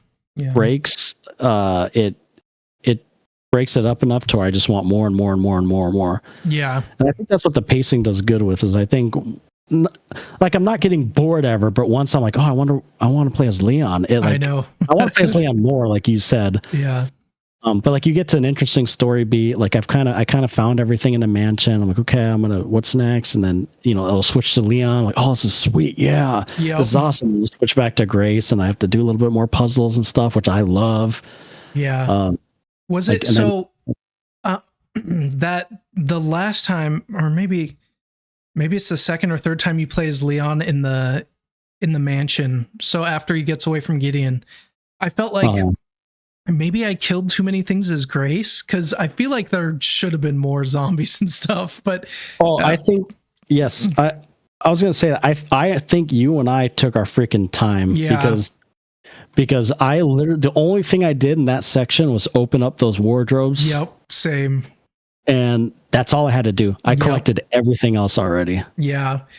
Yeah, I was wondering because I was like, man, there's like nobody here. It's probably, and it was cool seeing it like this in the same state after Grace had done it. But yeah, I think we're playing slow. I think some people probably are playing faster. Yeah. It probably took more time. But I do like how you're still able to get everything as Leon, like with Grace gone. So like if you didn't get everything that first time with Grace.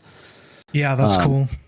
But like, yeah, I literally got everything except for those wardrobes already before Leon had destroyed all the big monsters. And same. Like, that part was faster for me. But I'm curious actually if that was a smart thing to do, or if I should have used all the ammo and stuff. Yeah, I don't know. It'll probably be fine.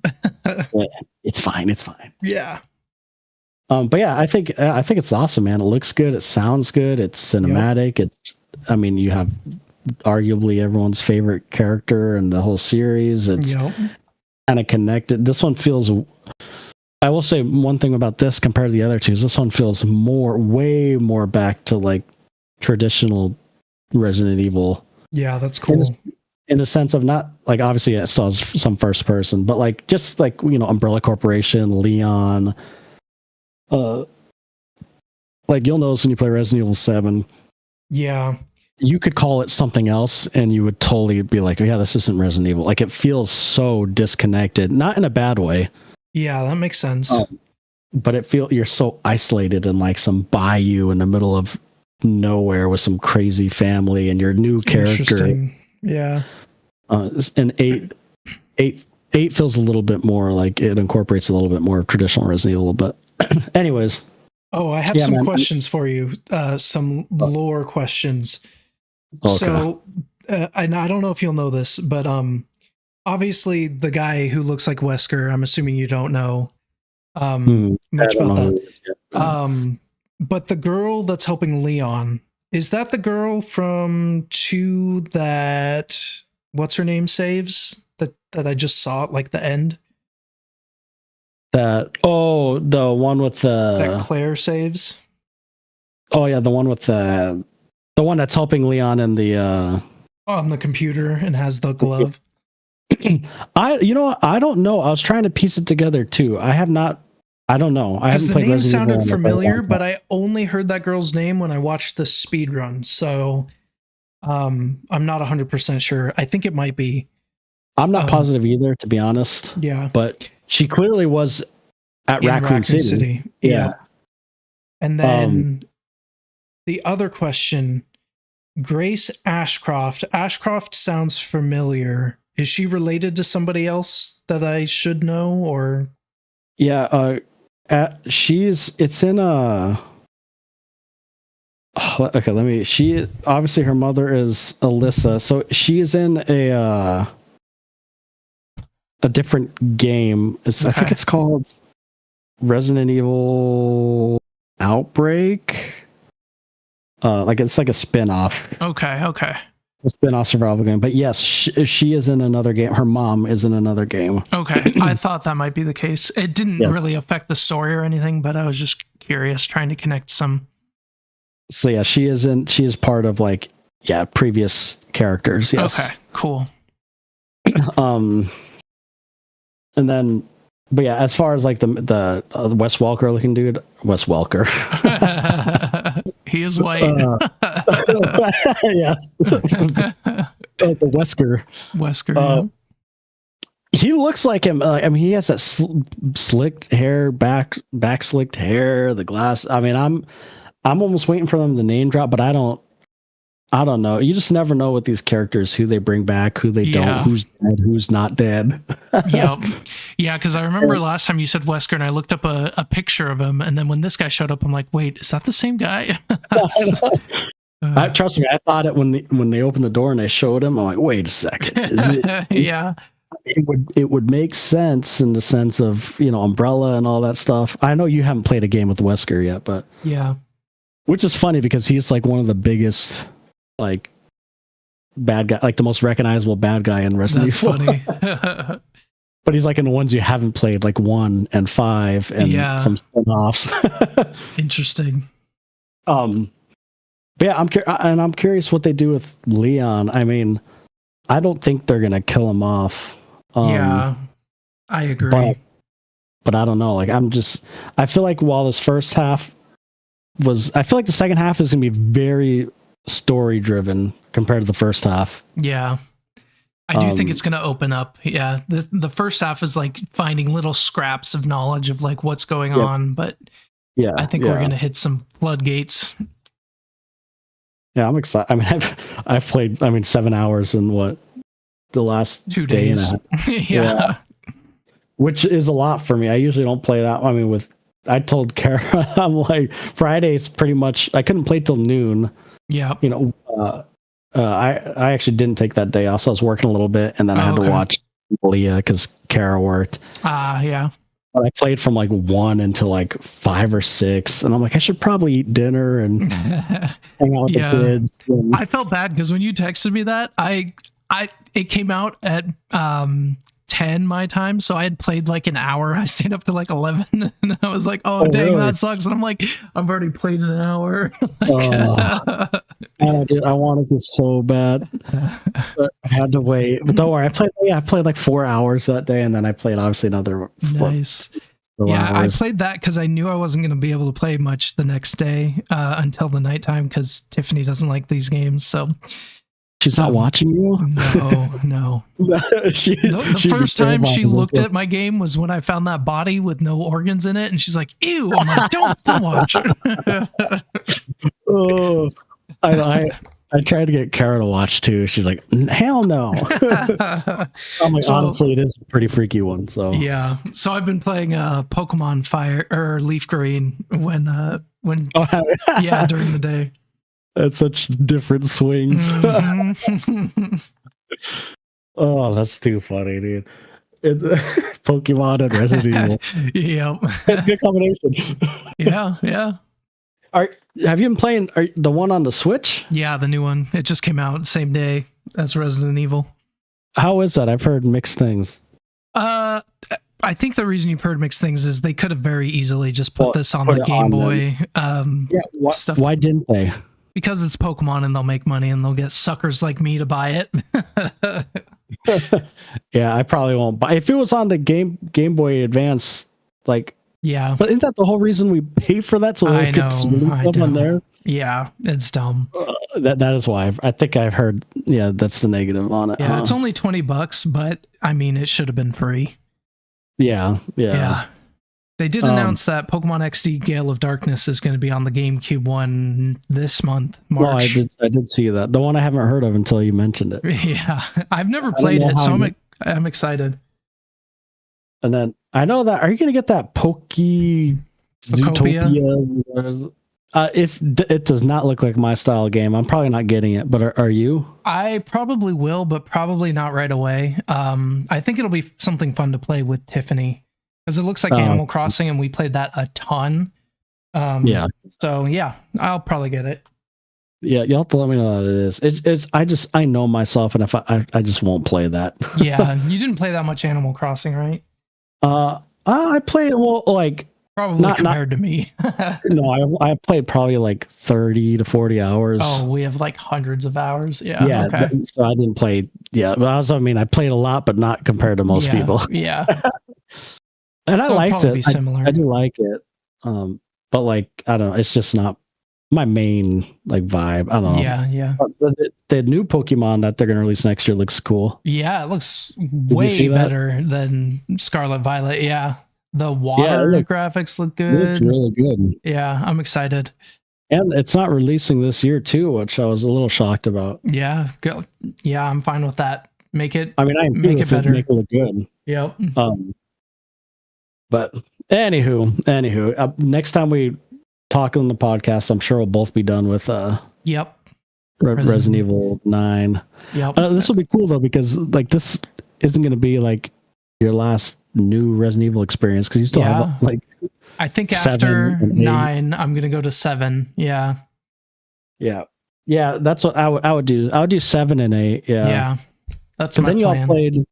y'all played 2, 3, 4, and 7, then 8, 9, and 7, 8, 9. So then you'll just have 5 and 6, 1 obviously. But 5, like we could play together. I think that would be a fun one to play. Yeah, we should do that for sure. Like co-op it. I played so much of that. So then and then 6. I mean, I haven't even beat 6, so maybe that will be our journey together. There you go. Beating 6 at the same time. Yeah, that'll be fun. And then all you gotta do is beat 1, and 1. I mean, 1's gonna be different. It's hard. Yeah. Yeah, I'll probably save that for last. The order I'm playing these games in is so weird. I know. In your defense, Resident Evil 2 the remake is a perfect starting point. Yeah. Because you don't need to know like the story of Resident Evil 1. Yep. And one could argue that like Leon's probably the main character of the whole series, even though he wasn't the first main character. Right. So like you had a good. I mean, 2, 3, and 4. I mean, you played the raccoon arc.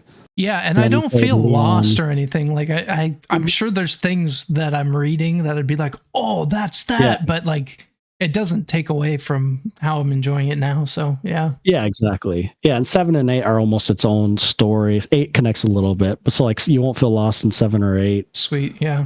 Honestly, you played the ones that are probably the most connected with 2, 3. Yeah, well, I mean, 4, that's 9, all thanks to you. You told me which ones to play. Yeah, this is true. Yep. So, but yeah, you still have more experiences. What? I mean, like, so now that you've kind of played 3, 4 Resident Evils, has your mind changed on this survival horror? At least with this series.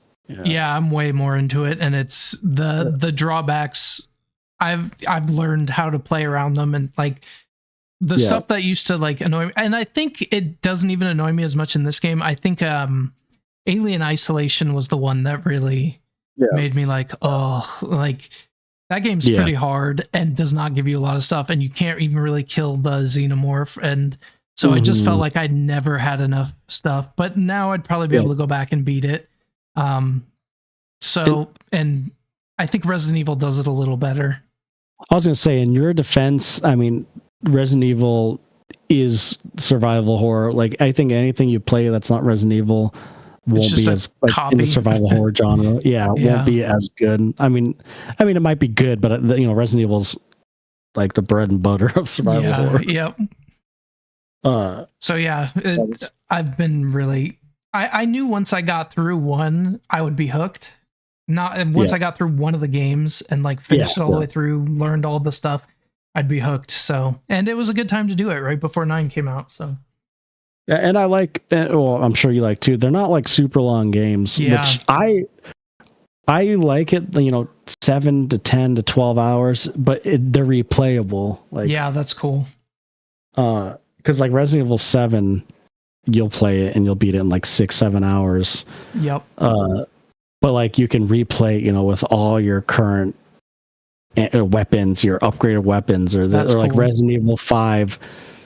I've replayed that game. I can't tell you how many times I beat that game, but you can get so many unlocks. Like I think I was telling you, you can get unlimited ammo and you can just mow through everybody and play different play styles. And that's cool. Like they're just very replayable. Like with Resident Evil 9, I'll probably replay it with some beefed up weapons. Yeah. And stuff.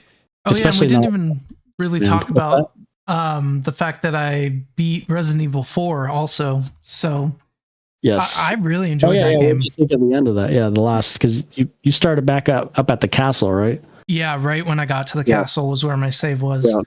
Yeah, and the castle part was really cool. And like I've seen some people complaining about Ashley, but I never really had any issues like keeping her safe. Like well, maybe in the original one. Yeah, it might have been harder in the original, yeah. So I'm glad that didn't annoy me because like, companions that could get you killed are annoying if they're bad. But yeah, it was definitely way more of an action game. But it was a fun one. 2 or 4? Ooh. Like if I had to say, what's your favorite Resident Evil you've played? Which one would it be? Right now, I think I would say 2. Because I really liked the RPD and I really liked the puzzles in that one, and that I think is my favorite parts of the game. And it felt more like a Dark Souls one where the map like kind of wraps back around and you get back to the same spot, and I just love that. I'm a sucker for that. But Resident Evil 4 is really close. Very good game. Yeah, they're definitely different too, so it's kind of hard to compare. Yeah. I think for me, Resident Evil 4 I think is the best reviewed game, but I think for a lot of people it's for like people who have played it since the beginning, where like it just changed so much, and it kind of that like makes sense.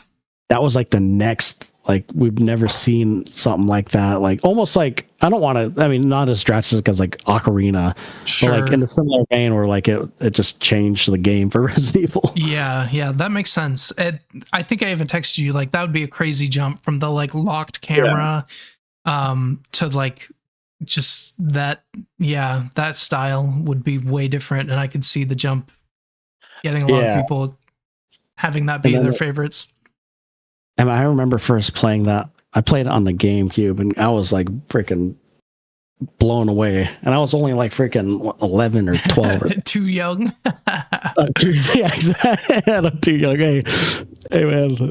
Apparently the parents back then didn't care. I guess so. Although it looks a little more fake back then, right? I guess. Maybe compared to now, but for then, like, I don't know. Like, I look at like, I'm playing like obviously Resident Evil 9, and like it looks so realistic, man. And the way the blood splatters, like when you explode them with that purple thing, and and like you shoot their skull comes off and stuff. You can see their brain. Yeah. And then I look at like videos of the original Resident Evil 4, but at the time that looked insane. Yeah. But it's like, oh. Yeah, it looks good. It still looks good for its age, but like it's crazy how good this new game looks. Yeah, I started watching, or I think I watched the full. Oh yeah, I watched the full speed run of the original Resident Evil 4, and there was some like that part where the giant statue chases you. There's some wild stuff in the original Resident Evil 4. Did you watch those videos I sent you? Yes. Oh man, there was some out of pocket stuff. When he's just like women, or at the end, that thing with Ashley at the end. We can go home and work some overtime. I wish they kept some of that cheekiness. That's so funny. But yeah, your holy line, that one always gets me, man. So good. I'll give you a holy body. Stab. It's so freaking good, man. Hilarious. But anywho, yeah, I love it.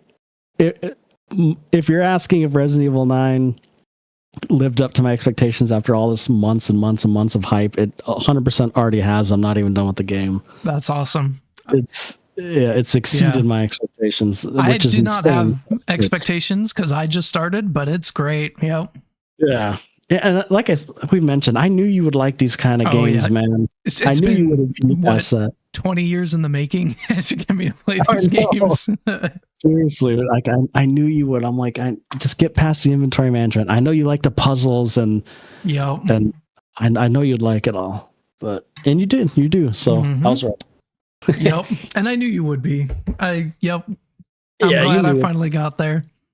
See, so now when Resident Evil 10 comes out in 4 years or whatever, you can be hyped with me. They need to make a Resident Evil 1 remake, like new remake. That's what I was going to say. There'll be a remake. I think the next remake's going to be like Resident Evil. I think they said Code Veronica. I've heard people say they like that. Yeah. Yeah. I have not played that one actually. Cool. I've seen like playthroughs of it and stuff and story recaps and stuff, but I've never played it. So like if they made a remake of that one, it would be new for me too. Yeah, that's cool. So and then I think Resident Evil 0 too. Okay. Remake.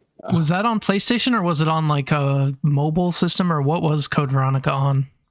I know it was on a few. I think it was on what's the freaking system called? I can't think of it right now.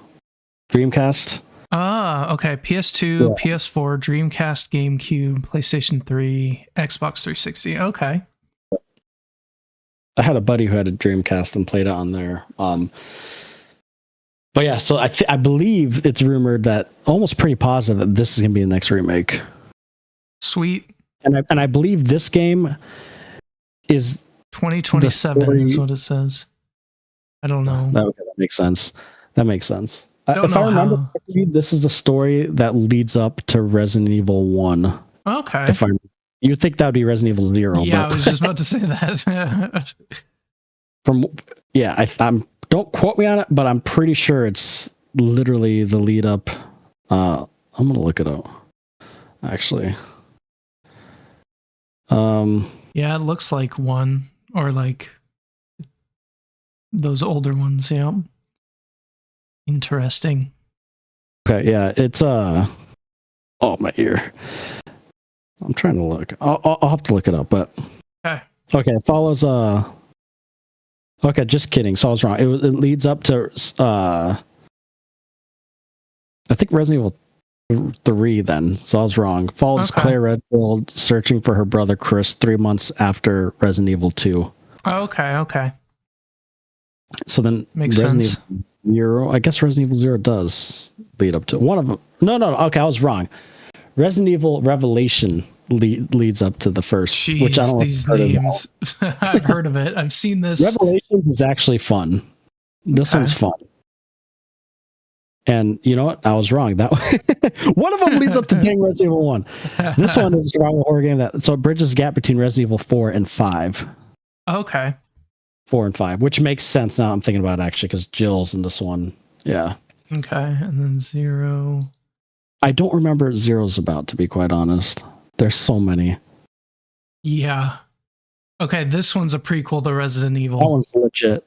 Okay, with Rebecca, that's okay. So yeah, so Resident Evil 0, obviously, that makes sense then. The prequel to Resident Evil 1, and then Resident Evil Code Veronica is in between Resident Evil 2 and 3. So leading into Resident Evil 3, and then Resident Evil Revelations it leads into is in between 4 and 5. That makes sense. The Revelation games are actually pretty fun too. Yeah, because there's 2 of them, right? There's 2, yeah. Yeah. Man, I have a lot to play. Yeah, those ones are they're different, but they're fun. I enjoy them. Sweet. I just haven't played Code Veronica. I have played 0, but I played it like once years ago on the GameCube. Okay. So I don't have like too much knowledge on 0 or Code Veronica. Yeah. But yeah, there's plenty of Resident Evil. So when you get back in your Resident Evil mood after this, there's plenty for you to play. Yeah, I'll probably replay some too. I was a little worried after playing 2, 3, 4 that I was going to be burnt out, but I'm not. So that's good. I think I was curious too. The first person and more horror aspects of race switches it up. Yeah, switched it up enough. So yeah, that's good. Yeah. Yep. I'll probably. I think like after this, I think I will hop into after Resident Evil 9. I might hop into another Resident Evil. I just don't know what. I do have them on the Switch. So like I said, I might play some on the Switch. It's easier for me to play. Yeah. Because I've already played all the other ones, so I don't mind like the smaller screen portability of it. But, yeah, that makes sense. Anywho, alrighty. Well, yeah, that's all I have. Yep, and I gotta hop off. So cool. Sweet. Thanks everyone for joining, and we will be